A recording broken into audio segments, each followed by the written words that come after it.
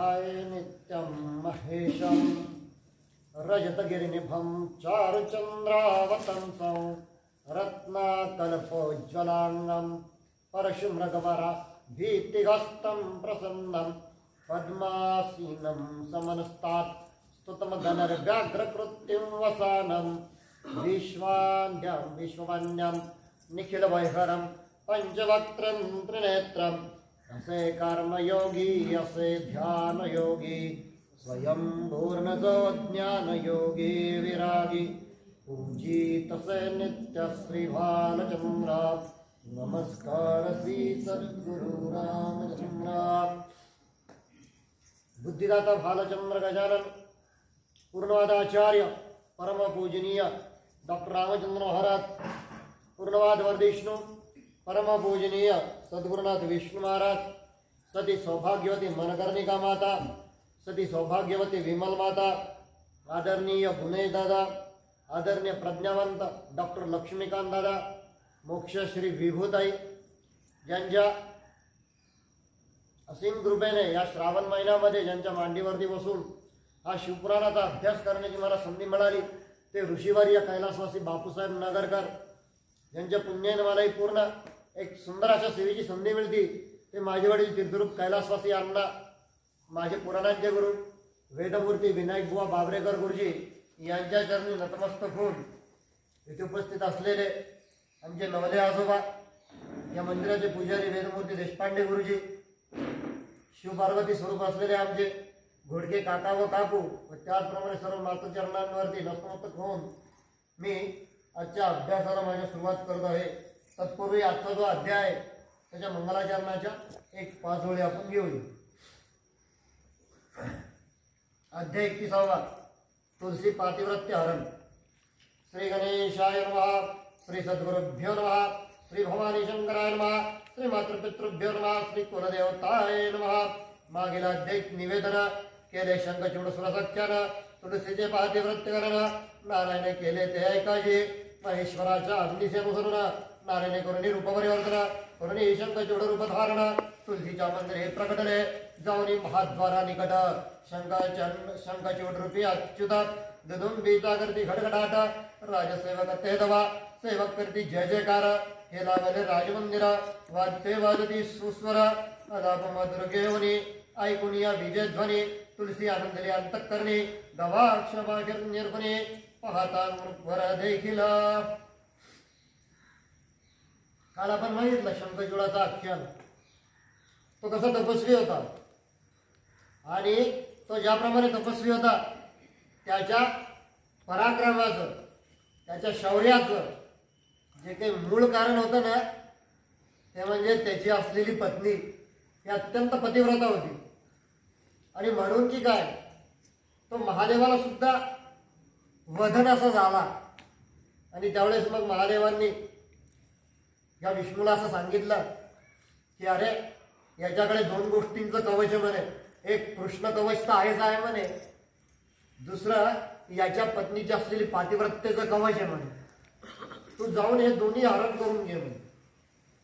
आणि मागच्या कालच्या कधीला आपण बघितलं की तो जेव्हा सकाळी स्नानाला गेलेला होता शंखचूड तेव्हा यांनी एका ब्राह्मणाचं रूप घेऊन त्यांच्याकडून ते कवच मागून घेतले।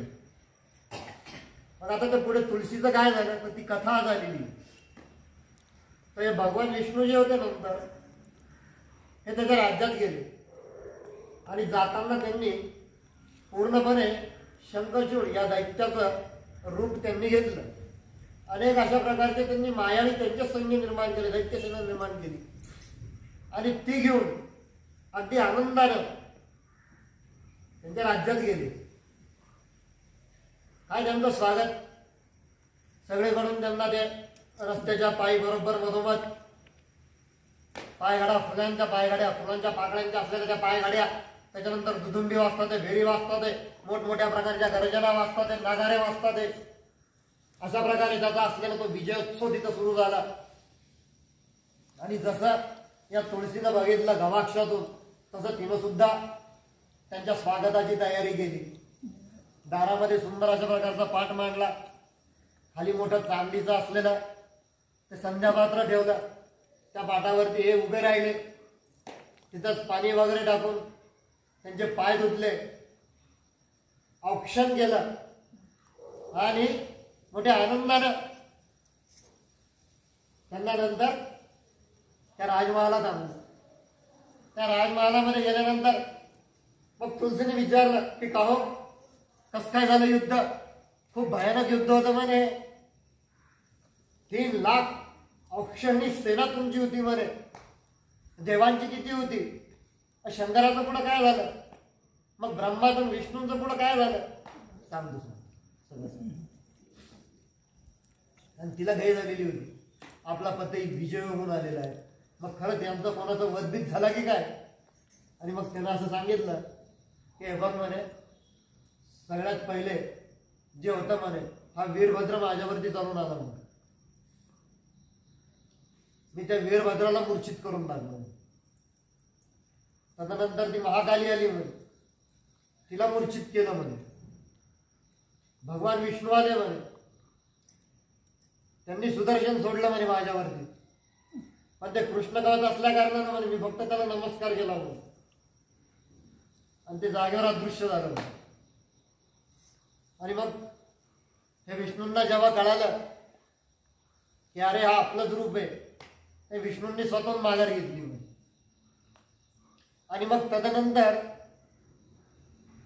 कुमार कार्तिकेय आले म्हणे, अत्यंत घनघोर युद्ध झालं म्हणे आमचं, सगळीकडे म्हणे रक्ताचा मासांचा अक्षरशः चिखल झाला म्हणे.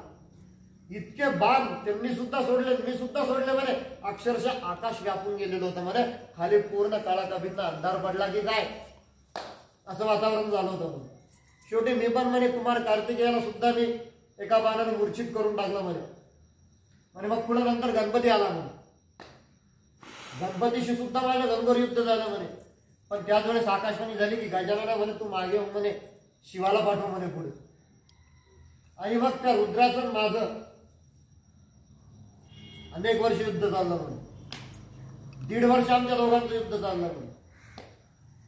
तेही मागे हटत नव्हते, मीही मागे हटत नव्हतो म्हणे. तेव्हा मग आकाशवाणी झाली आणि आकाशवाणीने असं सांगितलं तुम्ही दोघंही तुल्यबळ आहात. अशा प्रकारची कथा या शंखचूड रूपी विष्णूने तिला सांगितली. आणि मग त्यांनी आमच्यामध्ये समेट करून आणली म्हणे. त्यांना सांगितलं की स्वर्ग तुम्ही देवतांना देऊन टाका, आम्ही तुम्हाला पाताळ देऊन टाकतो. आणि पृथ्वीवर तर ठीक आहे म्हणे, तुम्हाला लागते का म्हणे पृथ्वी, तुम्ही पृथ्वीवर राज्य करा. हा हा हा, काय तिचा चेहरा फुलला, काय तिचा चेहरा फुलला. हा नवऱ्याचाच तिनं पराक्रम स्वतः ऐकल्यानंतर मग काय षड्र सांगण्याचं पंचभगवान सुंदर अशा प्रकारचं त्याला जेवण दिलं. त्याच्यानंतर जेवण झाल्यानंतर कापूर विडा ज्याला आपण म्हणतो, तो कापूर विडा त्याला दिला. आणि त्याच्यानंतर 2 जण शयनगृहात गेले. कालांतरानं जेव्हा हिच्या लक्षात आलं की हा शंखचूड नाहीये, हे तिच्या जेव्हा लक्षात आलं तेव्हा ती अत्यंत रागावली. ती त्याच्यावरती कोपली, ती तुलसी त्याच्यावरती कोपली. मी तुला शाप देते म्हणे, तू पाषाण होशील म्हणे, तू तुझं रूप दाखव म्हणे अगोदर, तू अगोदर तुझं रूप दाखव म्हणे.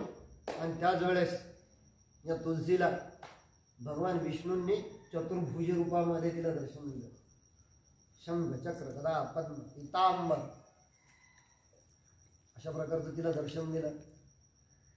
आणि हे सर्व होत असताना तितक्या तिथमध्ये भगवान शिव प्रकट झाले.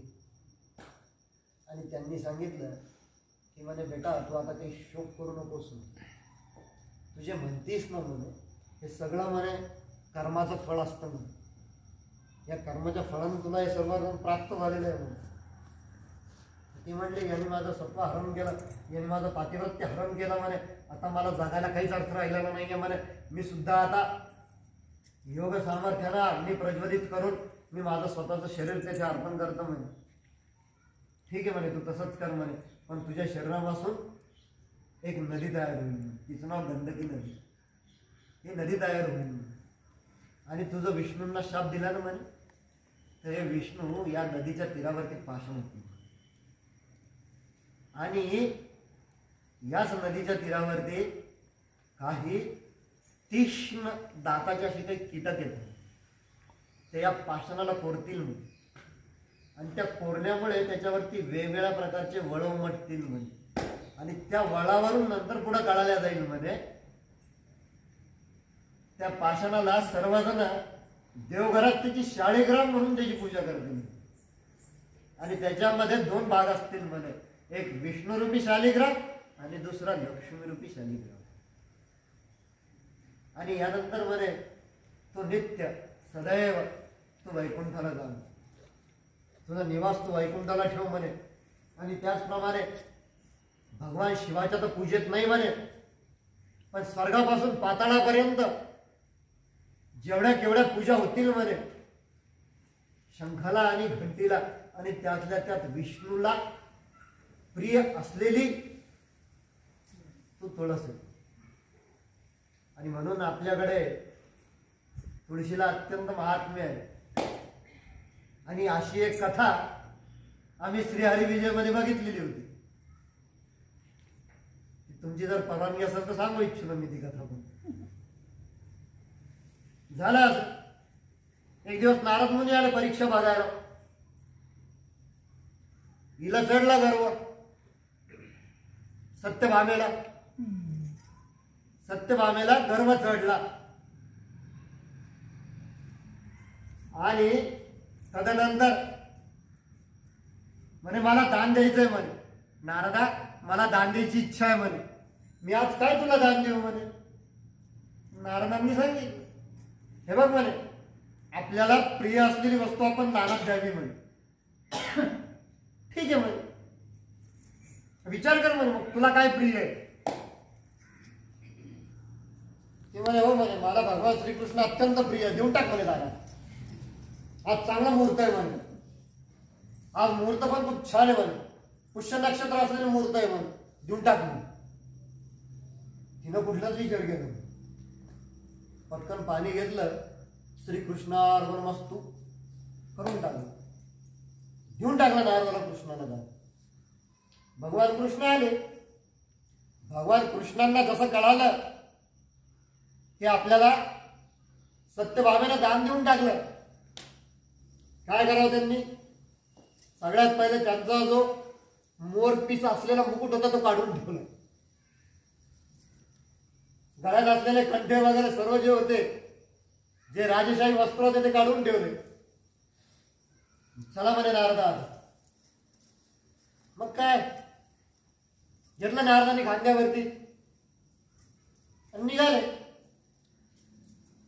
आता ते नारद होते, साधारण नव्हते.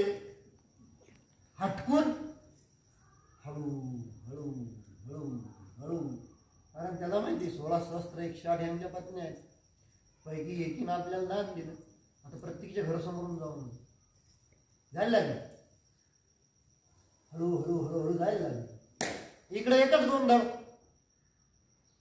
म्हणे आमचे कुठे आहेत म्हणे हे, म्हणे दान दिलं 150 झालीस का म्हणे. कोणाला विचारलं होतं म्हणे. त्या बाकीच्या 7 हे जांबुवंती लक्ष्मणा वगैरे ज्या काही होत्या त्या रागवायला लागल्या दिलं.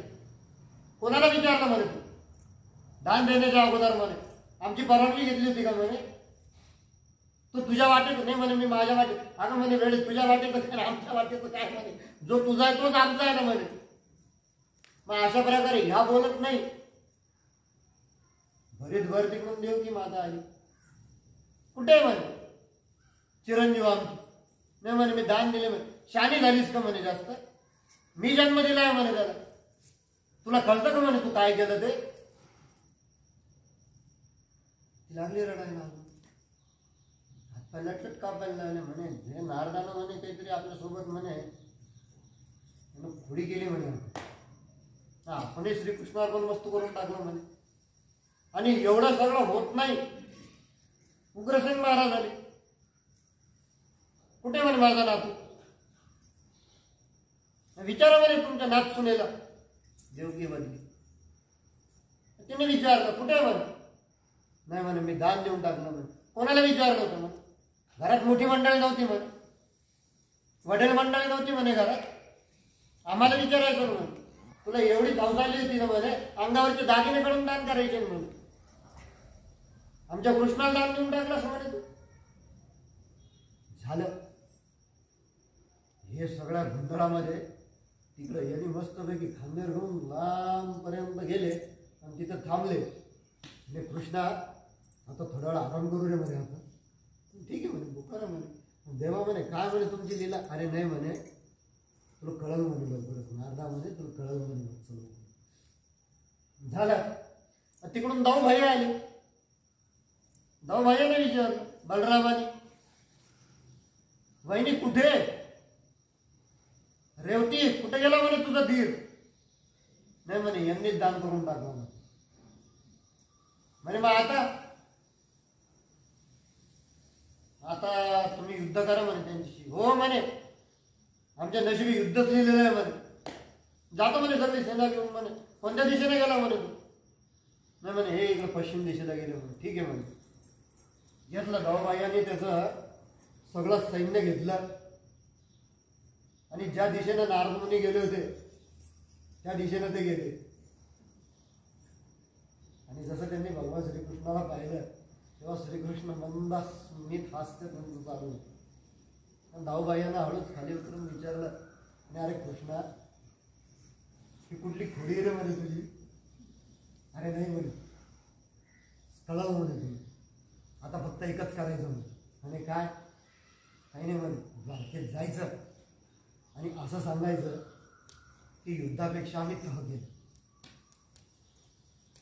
आणि त्या तहामध्ये असं ठरलं की श्रीकृष्णाच्या वजना एवढं सोनं नारद मुनी देऊन टाकलं.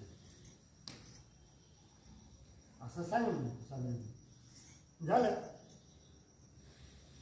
गेले बलराम पहिले. गेल्यानंतर तो त्यांचा आवेश, स्वतः शेषाचा अवतार, त्याच्यामुळं रागावरती नियंत्रण नाही. धन धन धन धन धन पाय आपटत आपटत आपटत आपटत गेले. त्या भर राजसभेत सर्व 16 सहस्त्र 108 उभ्या होत्या. भरीतभर उग्रसेन आजोबा उभे होते. बलराम पत्नी रेवती ही पण उभी होती. माता देवकी सुद्धा उभी होती. आणि मग त्यांनी सांगितलं, काळजी करू नका म्हणे, शेवटी तो कृष्ण तर मी पण बलराम म्हणे. मी नारदाशी तह केला म्हणे. असं तह केला म्हटलं आणि ती एकदम हसायला लागली. काय केलं म्हणे? नाही म्हणे आता काय करायचं म्हणे, द्वारकेमध्ये एक बुंद सुद्धा सोनं ठेवायचं म्हणे. आत्ता व्यवस्था करतो म्हणे. एक मोठा तराजू आणतो म्हणे. एका पारड्यात आपला कन्हैया बसल म्हणे आणि दुसऱ्या पारड्यात तुमच्या अंगावरचं सर्व सोनं तुम्ही टाकायचं म्हणे. ठीक आहे झालं. पुन्हा नारद मुनी आले. खांद्यावरती श्रीकृष्णाला घेऊन आणले. त्या पारड्यात श्रीकृष्णाला बसवला आणि नारद मुनी बाजूला उभे राहिले. टाका म्हणे सोनं. सगळ्यात पहिले सत्यभामा. आता महिलांना सवय असते, काही गादीच्या खाली ठेवायचं, काही कुठल्या तरी डाब्यात ठेवायचं, काही कुठल्या तरी कोठीमध्ये लपून ठेवायचं. असं करत करत करत तिनं तिच्याकडचं बिचारीकडचं जेवढं समोर दिसणार आणि आतापर्यंत श्रीकृष्णाला माहीत नसणार हे सगळं सोनं काढलं त्याच्यात टाकलं. झाली बाजूला. दुसरीचा नंबर. तिनं तसंच केलं. असं करता करता 16 सहस्त्र 106 झाले. फक्त एक बाकी होती, हे लक्षात ठेवा नंतर सांगतो. 16 सहस्त्र 106 झाले तरी ते पार्ट खाली जाईना. मग धावबाईंना आदेश दिला, सर्व द्वारकावासियांना तातडीची दवंडी, तुमच्याकडचं जेवढं केवढं सोनं आहे ते घेऊन या, आपल्या राज्यावरती मोठं संकट आहे. आले बिचारे घेऊन. कोणी कानातला काढ, कोणी हातातलं काढ, कोणी पायातलं काढ, पुरुषांनी सुद्धा हातातल्या अंगठ्या काढ, गळ्यातल्या चैन काढ. असं करत करत करत करत करत करत ते पावडं धाकचा हल्लं. आणि मग सगळं झाल्यानंतर आता कोण राहिलं? रुक्मिणी राहिली. रुक्मिणीला बोलवा. आणि तितक्यात एक दासी पळत पळत गेली आणि तिने रुक्मिणीला सांगितलं, तुमच्याकडचं सगळं सोनं नाणं घेऊन तुम्हाला त्वरित राजसभेमध्ये बोलवलं. झालं. सर्वजण रुक्मिणीची वाट बघायला. ती रुक्मिणी आली, सर्वांना येताना दिसली. नारद मुनी पाहतं काय, हातामध्ये फक्त एक ताट, त्या ताटात काहीच दिसत म्हणे लांबून. तिथं तशीच येऊ लागली म्हणे. येती जवळ येती सर्वांच्या नजरा अक्षरशः त्या ताटावरती खिळून येते. आल्यानंतर तिनं काय करावं, सर्वप्रथम नारदांना नमस्कार केला. तदनंतर जेवढे कोणी ज्येष्ठ होते, माता देवकी, उग्रसेन वगैरे यांना नमस्कार केला. भगवान अगोदर बलरामांना नमस्कार केला, रेवती वहिनींना नमस्कार केला, श्रीकृष्णांना नमस्कार केला आणि हळूच त्या सोन्याच्या तपकातून एक छोटस तुलसीपत्र तिनं काढलं आणि त्या पारड्यात जसं ठेवलं तसं ते पारडं खाली गेलं आणि भगवान श्रीकृष्णाचं पारडं वरती आलं.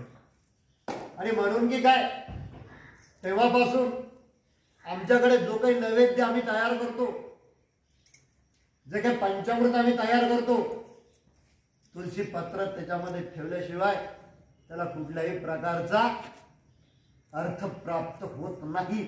ती तुळशी.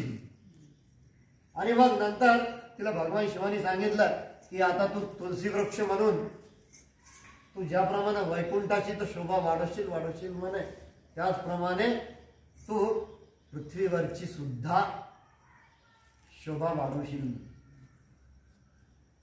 आता आपल्या घरासमोर जे काही तुळशीचं वृंदावन असतं, त्याच्या मागचं तुम्हाला वैज्ञानिक कारण माहिती का काय? ते कारण माझ्या माहितीनुसार एवढं आहे की विशेष करून ज्या महिला गर्भवती असतात त्यांनी तुळशीला रोज 7 म्हणा 11 म्हणा 21 प्रदक्षिणा माराव्यात. कारण काय? कारण तुळशी या वृक्षापासून ओझोन वायू बाहेर पडत असतो आणि हे विज्ञानानं सिद्ध केलेलं आहे. ते बाळ जेव्हा त्या आईच्या गर्भात असतं तेव्हा त्याच्या आजूबाजूला जे वातावरण असतं ते ओझोन वायू तो असतो.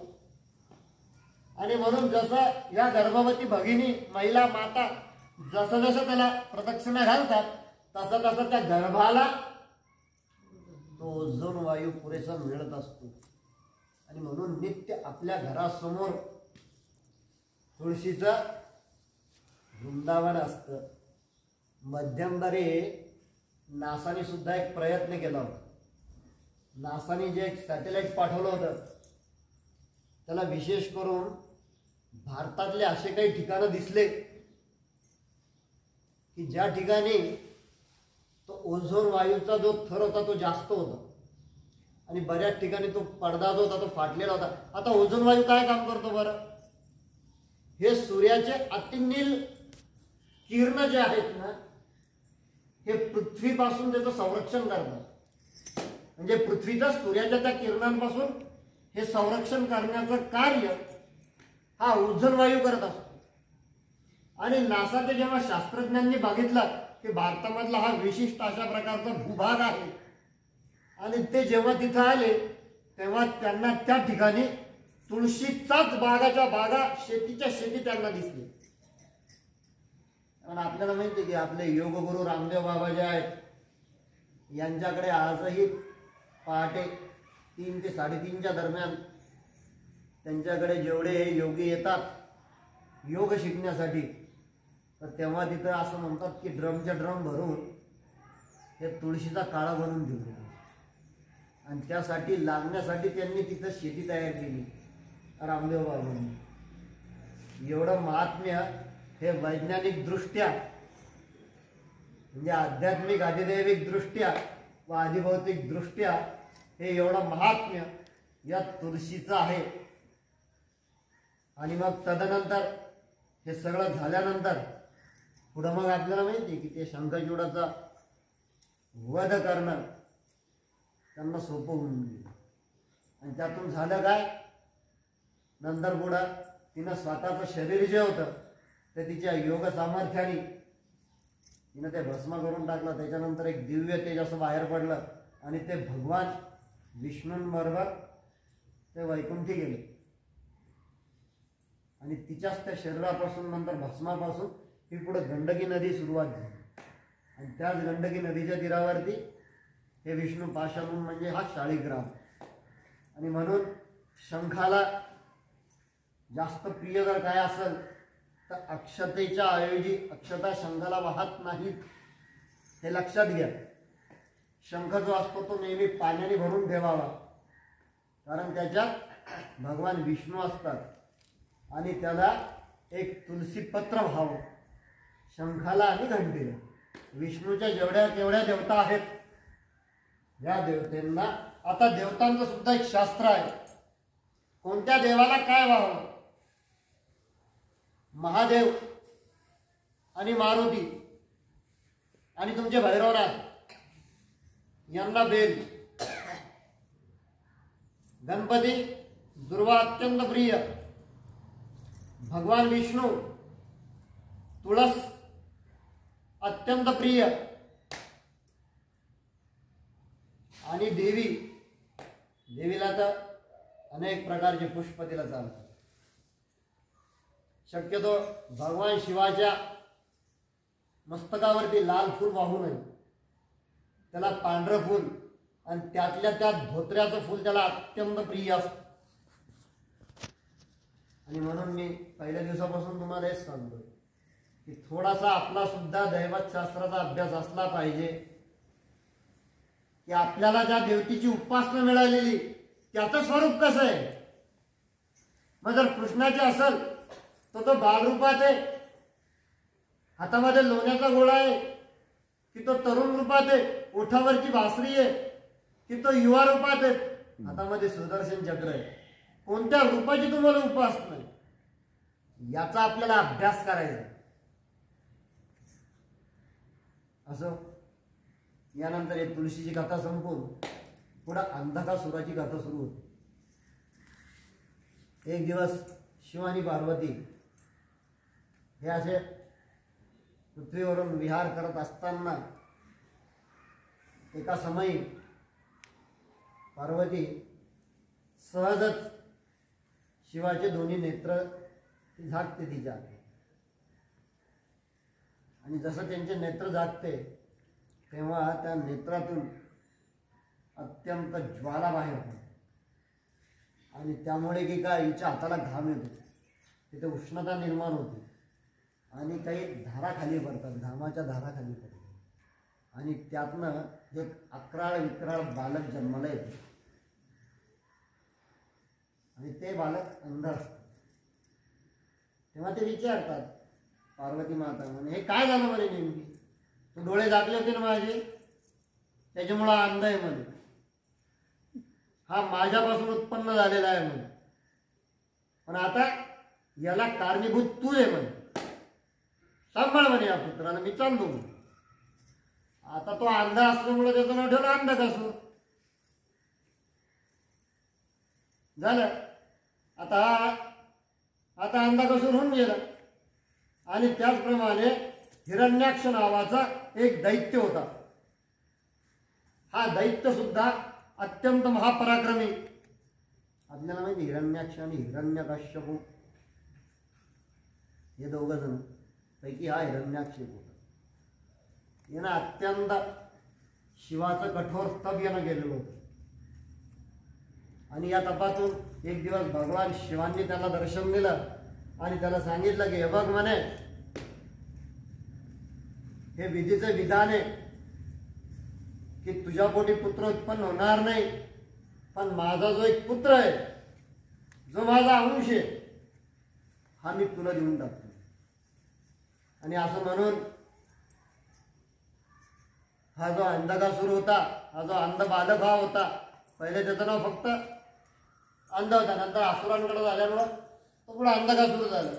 मग या बाळाला त्याने त्याच्या हवाली करून टाकलं, त्या हिरण्याक्षाच्या हवाली करून टाकलं. आणि काय पाहता, आदिस्त दैत्य फक्त कमी कशाची होती, पुत्राची. पुत्र कोणी दिला? साक्षात इष्टदेवतेने शिवानी दिला. झाले अजून उन्मत्त. या हिरण्याक्षाने काय केलं? ही पृथ्वी जी होती ना,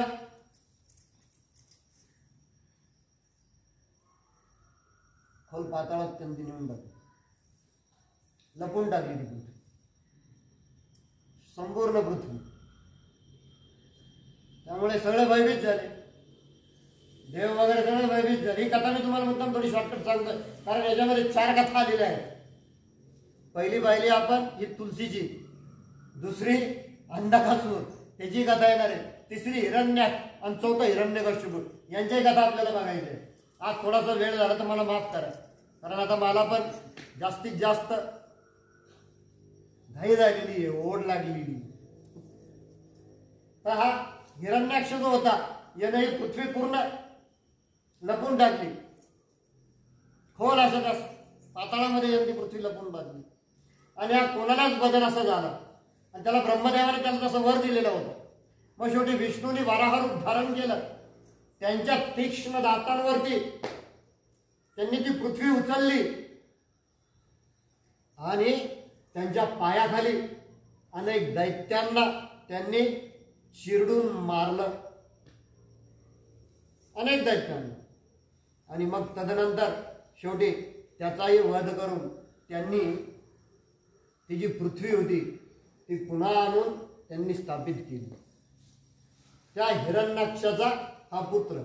नंतर मग हिरण्याक्ष गेल्यानंतर स्वतः साक्षात विष्णूंनी त्या अंधकासुराला त्याच्या गादीवरती बसून, हा अंधकासूर जो होता यानं ठरवलं होतं की बाबा म्हणे आता आपल्या वडिलांचा बदला आपण घ्यायचा, म्हणजे वडिलांचा बदला आपण घ्यायचा. खूप तेव्हा सुद्धा मोठी तपश्चर्या केली, रात्र दिवस, ऊन वारं पाऊस कशाचीच त्यानं फिकीर बाळगली नाही. अनेक वर्षानुवर्ष या अंधकासुराने तपश्चर्या केली, आणि तपश्चर्या केल्यानंतर त्यानं असं वरदान मागितलं की म्हणे मातेसमान असलेल्या स्त्रीकडे बघून माझं मन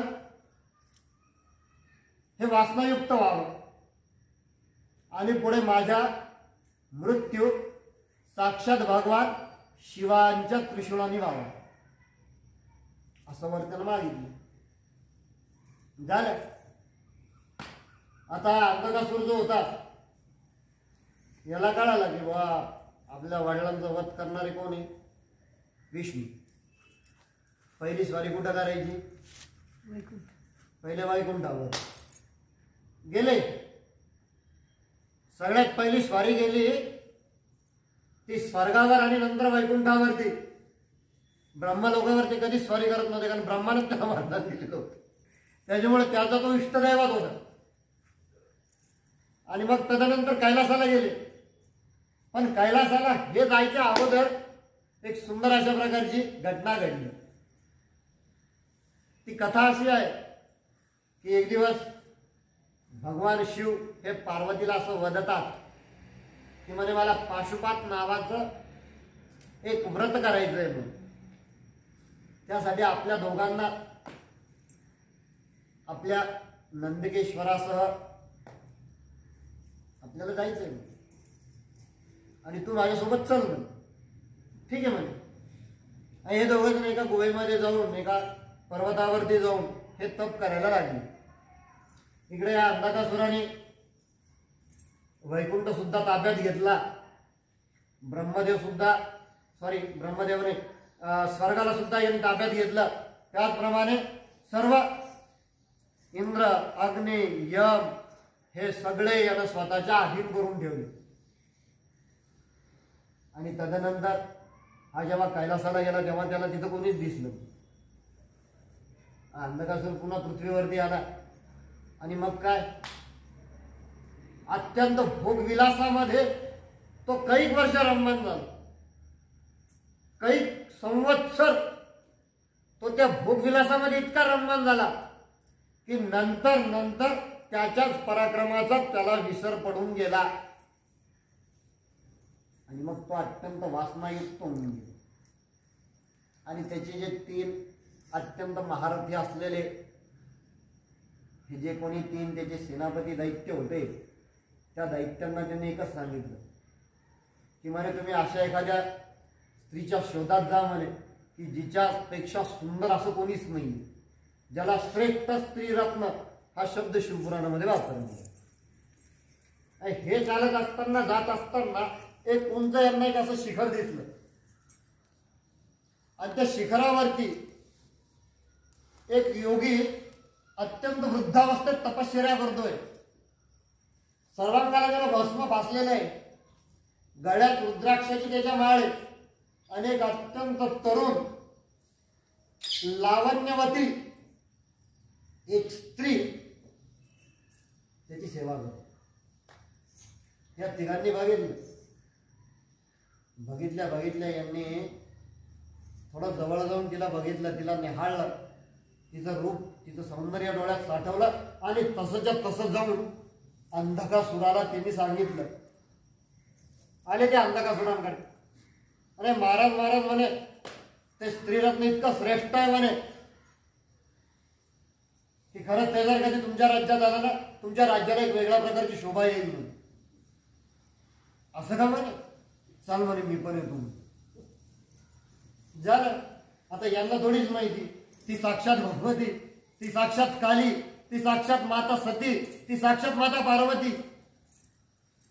पण हा वासनेला अत्यंत लुब्ध झालेला होता. गेला ती. गेल्यानंतर यानं सुद्धा बघितलं आणि मग यानं ते जे 3 सेनापती होते त्या सेनापतींना पाठवून दिले आणि जा म्हणे तुम्ही एक काम करा म्हणे, मी काय आता तुमच्या बरोबर येत नाही म्हणे, तुम्ही तिला घेऊन या म्हणे, अगोदर त्या योग्याला समजून सांगा म्हणे. हे गेले त्या योग्याकडे. अरे म्हणे तू कोण आहेस म्हणे, तू तपश्चर्या करतोय म्हणे, पण तू वयस्कर झाला, तू वृद्ध झाला आणि एवढ्या अरण्यामध्ये म्हणे की तुझी सुंदर तरुण पत्नी म्हणे,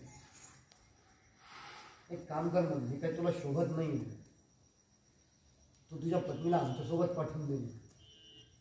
तेव्हा भगवान शंकर त्याला सांगतात तुम्हाला काय करायचं. ते एवढंच बोलतो, निघून जा म्हणे तुम्ही. ते निघून जातात. ते येऊन पुन्हा अंधकासुराला सांगतात म्हणे आम्ही त्या तपस्याशी बोललो म्हणे, पण त्यांना आम्हाला सांगितलं तुम्ही इथून निघून जा. पण तुम्ही काय तोंड पाहायला आले का म्हणे माझं, जा म्हणे युद्ध करा म्हणे त्याच्याशी. आणि हे इकडून निघणार तिकडून भगवान शिव मातेला सांगतात की बघ म्हणे मी आता एकटाच जाणार आहे म्हणे, आता मी अत्यंत कठोर अशा प्रकारचं हे पाशुपत नावाचं जे व्रत आहे ते मी करणार आहे म्हणे, तू इथंच थांब म्हणे, माझी प्रतीक्षा करणार. झालं. मातेला एकटं सोडलं, शिवगुप्त झाले. हे आले 3 जण अत्यंत मोठी सेना घेऊन तिथं आले आणि त्यावेळेस त्या मातेनं त्या वीरभद्राचं स्मरण केलं. झालं. अत्यंत घनघोर युद्ध, अत्यंत घनघोर युद्ध त्यांचं चाललं. त्याच्यामध्ये 3 जण परास्त झाले. हे 3 जण जे परास्त झाले तसं त्याच्यातला एक जण थोडासा जीव मुठीत घेऊन तो अंधकासुराकडे आला आणि अंधकासुराला त्याला सांगितलं की बॉ म्हणे तिथं त्याचा एकच गुण होता म्हणे, पण तो इतका विशाल आहे म्हणे महाराज मध्ये, पण अक्षरशः त्याच्या एवढा वीर पुरुष आम्ही बघितला नाही म्हणे. असा अंधकासुराला सांगितल्यानंतर आता हा अंधकासुर मी तुम्हाला पहिले सांगितलं, एक थोडं सांगायचं राहून गेलं. या अंधकासुराने नंतर जेव्हा त्या ब्रह्मदेवाची तपश्चर्या केली तेव्हा ब्रह्मदेवाने त्याला दृष्टी दिलेली होती आणि दृष्टीबरोबर हे वरदान दिलेलं होतं. मग आता झालं. मग यानं काय केलं, मीच येतो म्हणे आता बघायला म्हणे, तुमच्याकडून कोणाकडून ते होणार नाही म्हणे, मी येतो म्हणे. आणि विशाल अशा प्रकारची सेना त्यानं त्याची तयार केली आणि तो लढाईला गेला स्वतःहून. वीरभद्र बिचारा नंतर या दोघांचं अत्यंत घनघोर अशा प्रकारचं युद्ध कैक वर्ष यांचं युद्ध चाललं. हा बिचारा एकटा पडला वीरभद्र. त्यावेळेस त्या माता सतीनं तिचं काली रूप प्रकट केलं, तिचं चंडिका रूप प्रकट केलं आणि हे दोन्ही तिन्ही रूप जे तिचे अष्टरूप प्रकट करून त्या नवदुर्गा तिने युद्धात पाठवून दिली. अत्यंत घनघोर अशा प्रकारचं त्यांचं युद्ध सुरू झालं. किती वर्ष झालं हे युद्ध? 10,000 वर्ष. 10,000 वर्ष युद्ध सुरू झालं. आणि या युद्धामध्ये दैत्यांना सहाय्य करणारा जो कोण होता तो शुक्राचार्य.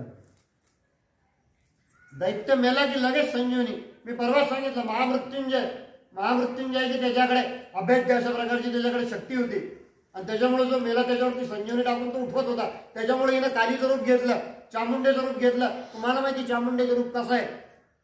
प्रेतभक्षण करायचं. मग तिनं ठरवलं आता याला प्रेत दिसू द्यायचं नाही म्हणे, याला प्रेतच दिसू द्यायचं नाही म्हणे. सैन्य मारलं की भक्षण करायचं, सैन्य मारलं की भक्षण करायचं, एवढंच करायचं म्हणे. असं 10,000 वर्ष युद्ध चाललं. आणि मग तदनंतर एका शुभ समय भगवान शिव पुन्हा तिथं प्रकट झाले. आणि जसे भगवान शिव प्रकट झाले त्यांनी सगळ्यात पहिले त्या मातेला, त्या भगवतीला त्यांनी आदरयुक्त त्यांनी प्रणाम केलं. त्यांनी सांगितलं, तिचं कौतुक केलं आणि तिला सांगितलं की मी उस्तर याला थोपून धरलंच म्हणे, आता बघ म्हणे मी काय करतो. भगवान शिव नंतर हे स्वतः तिथं लढायला गेले. झालं पुन्हा एकदा घनघोर युद्धाला सुरुवात झाली.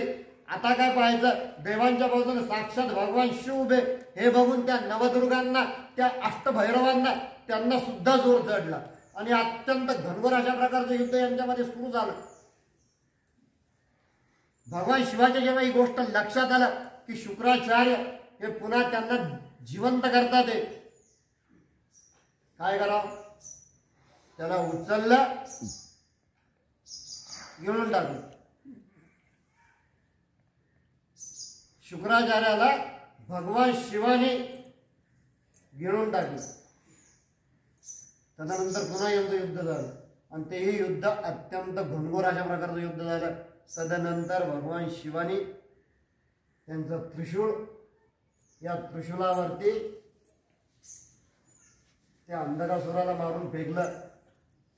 फेकल्यानंतर सुद्धा ते इतकं त्याचं तप होतं की ते पुढं 3.5 वर्ष, 3,000 वर्ष ते प्रेत त्याच्यावरती लटकून होतं. म्हणजे त्याचा प्राणही गेलेला नव्हता, त्याचा प्राणही जात नव्हता आणि काहीच नव्हतं. 3,000 वर्ष तो अंधकासूर या भगवान शिवाच्या त्रिशूळावरती होता. अशा प्रकारे अंधकासूर हा तिथे त्याचा पराभव झाला. मग पुढे शुक्राचार्यांचं काय झालं? हे शुक्राचार्य भगवान शिवाच्या पोटात गेले. पोटात गेल्यानंतर पाहतात तर काय, सप्त स्वर्गांचं दर्शन त्यांना तिथं झालं. एक एक करत करत करत करत पायरी चढत चढत चढत चढत तदनंतर तिथंच त्यांना वैकुंठाचं दर्शन झालं. तिथंच त्यांना ब्रह्मलोकाचं दर्शन झालं. यांना वाटलं आपण आता खूप उंच आलो, थोडंसं खाली जावं. ते पुन्हा पृथ्वीवरती आले, तिथून खाली जायला लागले. सप्त पाताळापर्यंत तो गेला आणि त्याला कळायला की बुवा आता भगवान शिव आपल्याला काही काढत नाहीत बाहेर. या शुक्राचार्याने तिथं नंतर भगवान शिवाची मनोभावे प्रार्थना केली. भगवान शिवाची शुक्राचार्यांनी मनोभावे प्रार्थना केली. तोपर्यंत शुक्राचार्यांना सर्वजण भार्गव पुत्र या नावानं ओळखत. पण तदनंतर एका समय भगवान शिवाच्या मूत्रमार्गाद्वारे त्याला बाहेर काढले, म्हणून त्याचं नाव शुक्र. म्हणून तो शुक्राचार्य अशा प्रकारची ही कथा आहे. आणि त्याच्यानंतर या हिरण्याक्षाचा जसा वध झाला हे हिरण्यकश्यपूला कळालं. आता त्याची कथा सांगत बसलं तर पुन्हा एक तास लागल. त्याच्यामुळे मी तुम्हाला सुद्धा ती अत्यंत शॉर्टकटमध्ये ती कथा सांगतो. त्याची कथा सर्वांनाच माहिती आहे, कारण कालच आपला ज्योतीचा शुक्रवार झालेला आहे. त्याच्यामध्ये भगवान नरसिंह आहेतच. ही कथा तुम्हाला माहिती आहे की सकाळी होणार नाही, दुपारी होणार नाही, रात्री होणार नाही, अस्त्राने होणार नाही, शस्त्राने होणार नाही, घराच्या बाहेर होणार नाही, घराच्या मध्ये होणार नाही, माणसाकडून होणार नाही, पशुकडून होणार नाही, देवाकडून होणार नाही, दैत्याकडून होणार नाही, कोणाकडूनच माझा वध होणार नाही. अशा प्रकारचं त्यानं वरदान मागितलं. ना जमिनीवर होणार ना पृथ्वीवर होणार. अशा प्रकारचं ते हिरण्यकश्यपूने त्यानं वर मागून घेतलेलं होतं. आणि त्याचा पुत्र जो होता हा जन्मल्यापासून, आता इथं सुद्धा नारदाची फार मोठी करामत होती. लहानपणापासून याने त्याला नारायण नारायण नारायण नारायण म्हणायला शिकवलेलं होतं. आणि तो प्रल्हाद सुद्धा. आणि म्हणून महाराजांनी तोंडोळा ग्रंथात लिहिलेलं आहे की देव फक्त भोळ्याला भेटतो. देव हा फक्त भोळ्याला भेटतो. तो भोळा होता तिचा. आणि म्हणून की काय शंकराचं एक नाव भोलेनाथ आहे. आणि हा प्रल्हाद हा जिकडं बघावं तिकडं जळी स्थळी काष्टी पाशानी याला फक्त भगवान विष्णूच दिसत. आणि याचं तेच फक्त नारायण नारायण चालू होतं. आणि हा हिरण्यकश्यप तेव्हा इतका उन्मत्त झालेला होता की देवांची काय पूजा करता, माझे फोटो ठेवा, माझ्या प्रतिमा ठेवा, माझ्या मूर्त्या तयार करा आणि माझीच पूजा करा, मलाच तुम्ही षोडशोपचार पूजा करा, कारण हे तुम्ही जे हव्य हे जे तुम्ही यज्ञ वगैरे करतात ना हे सुद्धा माझ्यापर्यंतच येतं. इतका तो उन्मत्त झालेला होता. आणि तो कोणाला देवांचं नामस्मरण करू देत नव्हता. पण त्याच्याच घरामध्ये फक्त प्रल्हादाचा जन्म झालेला होता. आणि मग त्याची कथा आपल्याला माहिती आहे की कसं उकळत्या तेलात टाकलं, कसं त्याला पर्वतावरून टाकलं खाली, कसं त्याला हत्तीच्या पायी दिलं. आणि मग शेवटी सांग तुझा देव कशात आहे. आणि मग कसं त्या खांबातून स्वतः साक्षात भगवान नरसिंह प्रकट झाले. आणि मग त्याला सांगितलं की बघ म्हणे सकाळ नाही आहे, दुपार नाही, संध्याकाळ रात्र पण नाही आहे म्हणे. हा संध्याकाळ समय म्हणे, प्रदोष समय मध्ये, याला प्रदोष समय म्हणतात म्हणे. आज सुद्धा शनी प्रदोष आहे बरं का. आज सुद्धा शनी प्रदोष आहे. घरात नाही, घराच्या बाहेर पण नाही, मी उंबरठ्यावर आहे म्हणे. मानवाच्या हातात नाही आणि पशुच्या हाताने नाही म्हणे. मी नरसिंह अवतार आहे म्हणे. म्हणजे शरीर पूर्ण माझं मानवाचं आहे म्हणे, फक्त मुख जे आहे म्हणे ते सिंहाचं आहे म्हणे. हात माझे सिंहासारखेच आहेत म्हणे. बघ म्हणे अस्त्राने नाही, शस्त्राने नाही म्हणे. हे बघ म्हणे नाकानं तुला फाडणार आहे म्हणे. आणि असं म्हणून हिरण्यकश्यपूचं सुद्धा भगवान विष्णूंनी त्याचाही तिथे वध केला. अशा प्रकारच्या 4 कथा ज्या होत्या त्या मोठ्या रम्यकथा आपण बघितल्या. आणि उद्या आपण शेवटी बघणार आहे. मला असं वाटतं उद्या आपली समाप्ती आहे. तर उद्या आपण आजपर्यंत जेवढं झालं त्याचं रिव्हिजन घेतलं तर चालेल का. म्हणजे त्यानिमित्त